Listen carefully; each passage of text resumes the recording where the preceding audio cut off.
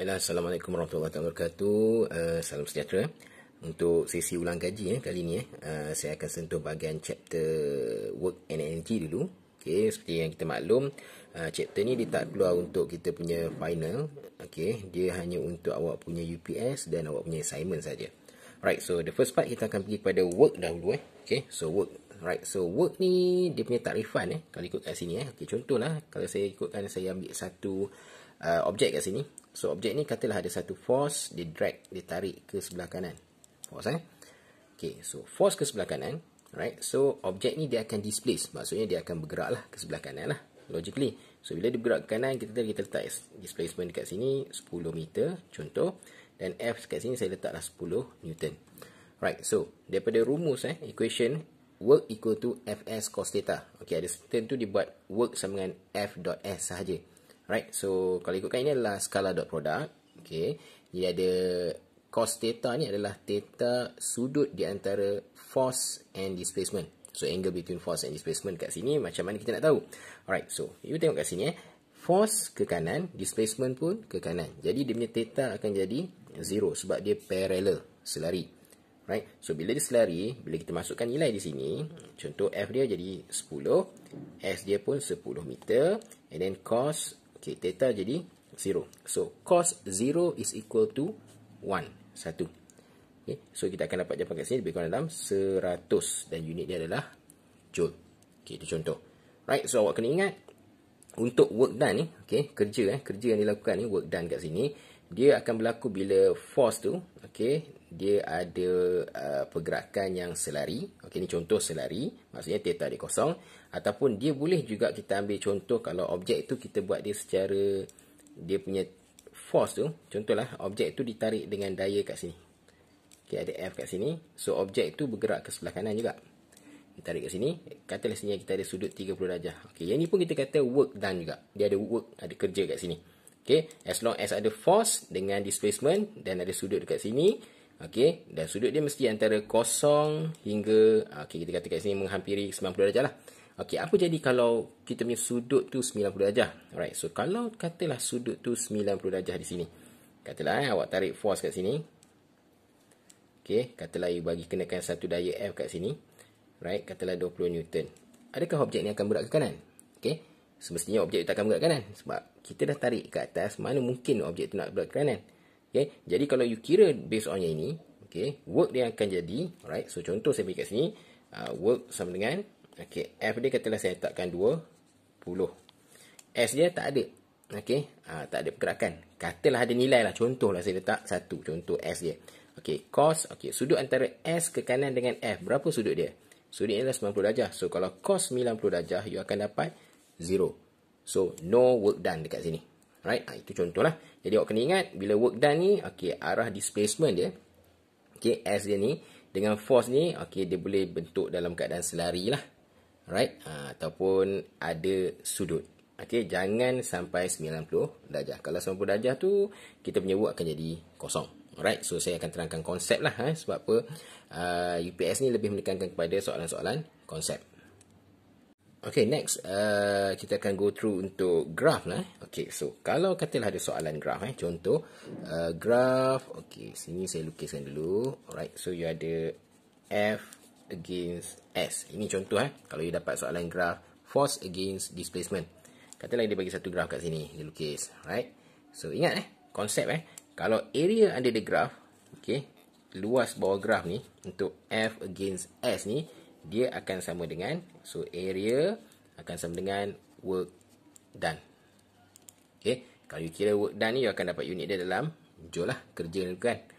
Okay, so ini konsep yang kedua untuk graph F against S. Okay, you kena ingat area under the graph mesti sama dengan work done. Right, next, yang seterusnya kita akan go through untuk energy. Okay, so dekat sini kita ada 3 types of energy. Okay, ini main energy lah. Energy kalau ikut ada lagi yang lain, tapi saya fokus pada 3 perkara kat sini. So the first one we have gravitational potential energy. So gravitational potential energy ni dia due to dia punya position lah. Contoh katalah kita ada satu bangunan kat sini. Okay, so ada objek kat atas ni. Right, so untuk gravitational potential energy ni, rumus adalah U equal to mgh. Okay, katalah kita ada ketinggian H di sini. bangunan tu. Jadi kalau objek tu jatuh ke bawah, so dia akan bergerak makin lama makin rendah lah. So dia punya gravitational potential energy dia akan makin berkurang. Right? So dia bergantung pada dia punya mass. G ni adalah gravitational acceleration 9.81 dan height ni adalah ketinggian lah. Maksudnya lagi tinggi satu objek tu, okay, so dia punya gravitational potential energy dia akan jadi makin besar. Right? So the next thing is for kinetic energy. Okay. So ini due to its motion, disebabkan pergerakan ya. Ini tadi kata kita position kan, kedudukan dia. Okay, lagi tinggi ke lagi rendah kan. So untuk energy ni pula sebabkan pergerakan dia. Right. So contoh kinetic energy ni katalah satu objek sedang bergerak. Okay, bergerak ke kanan kat sini. So rumus untuk kinetic energy, saya buat short form kat sini. KE stand for kinetic energy equal to half mv squared. Right. So di sini okay, kalau objek ni contoh dia ada mass dekat sini 10 kg. Right, so dia punya kinetic energy akan lagi besar, okay, kalau dia punya speed tu increase, velocity dia increase kat sini. Right, so kalau you tambah mass pun dia akan increase lah untuk kinetic energy. Alright, dan seterusnya pula untuk elastic potential energy. Okay, elastic potential energy dia wujud untuk spring. Okay, spring contohlah kita ada satu spring. Okay, spring awak gantung dengan satu objek. Alright, so kita akan ada pemalas spring, spring constant K. Right, so dia punya equation rumus dia U spring contoh equal to half kx squared. Itu rumus dia. So dia akan depends on dia punya extension of the spring lah kat sini, x ni. Okay, dia boleh extend ataupun dia compress. Maksudnya awak regangkan spring ataupun awak compresskan spring. Okay, jadi dekat sini dia akan menggunakan hukum Hooke's law, F equal to negative kx. Right, so dekat sini kita bergantung penuh lah. Kalau ikut dia punya elastic potential energy ni, dia akan bergantung pada pemalas spring. Maksudnya jenis spring awak gunalah, spring constant tu. Kalau spring yang keras, K dia nilai dia berbeza lah dengan spring yang lembut. So X kat sini punya regangan. Right, so yang very popular adalah yang ini, gravitational potential energy and kinetic energy. Dan yang ni kita tekankan dalam awak punya assignment roller coaster. Kalau masih ingat lagi, kita punya roller coaster ni contoh saya buat, kita ada dia punya starting point hari tu. Dan kita minta kita buat beberapa peak ataupun hill bukit itu. Katalah dia jatuh ke sini. Okey, jatuh, naik, turun bawah, naik, turun. Contoh. Okey, awak kena tahulah dekat mana kita punya gravitational potential energy yang paling tinggi. Okey, sudah semestinya dekat atas ni. Okey, sebab apa? Due to its position, dia yang paling tinggi. Okey, dekat sini gravitational potential energy adalah yang paling tinggi. Dan dekat mana kinetic energy kita paling tinggi? Okay, kinetic energy kita paling tinggi kat bawah ni. Sebab apa? Sebab based on conservation of energy.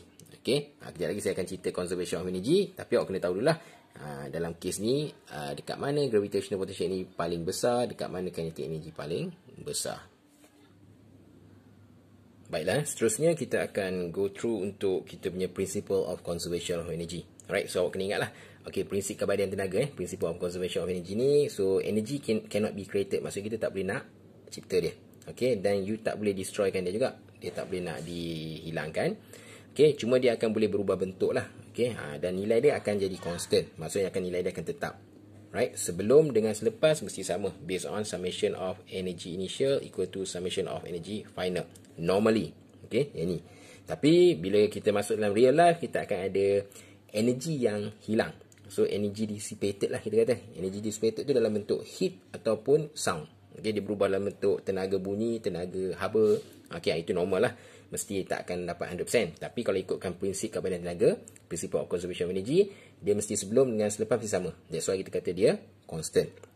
Okay, contoh untuk dalam case roller coaster. Soalan kita buat roller coaster tu daripada point A dekat sini. Dekat sini kita ada apa? Energi apa? Dekat sini kita hanya ada mgh. Ini adalah U lah. Okay, gravitational potential energy. So once roller coaster tu dah start bergerak ke bawah sini, okay, kita akan energi berubah. Contoh dekat sini. Dekat sini, okay, dia dah start bergerak. Okay, kita akan ada H kat sini. Di sini kita akan ada energi mgh campur dengan half mv squared. Cuma nilai dia tu, okay, mgh ni, awak tambahkan dengan nilai half mv squared ni, awak akan dapat balik nilai asal dekat point A ni. Sama juga dekat point B bawah ni. Okay, dekat sini pun kita akan ada, masih ada ketinggian ni kat sini. H ni, kat sini, sedikit. Okay, kita akan ada mgh plus dengan half mv squared. Cuma bezanya, dekat sini mgh adalah, kita kata apa? Dia yang paling besar lah. Okay, dekat sini mungkin kita kata separuh mgh, separuh half mv squared. Dekat sini dia akan jadi berbeza. Dekat sini half mv squared, kinetic energy ni akan lebih besar daripada mgh. Okay, tapi bila kita total up, kita akan dapat nilai yang sama. Katalah dekat sini 100 joule, sini 100 joule, sini pun akan dapat 100 joule total dia punya energy.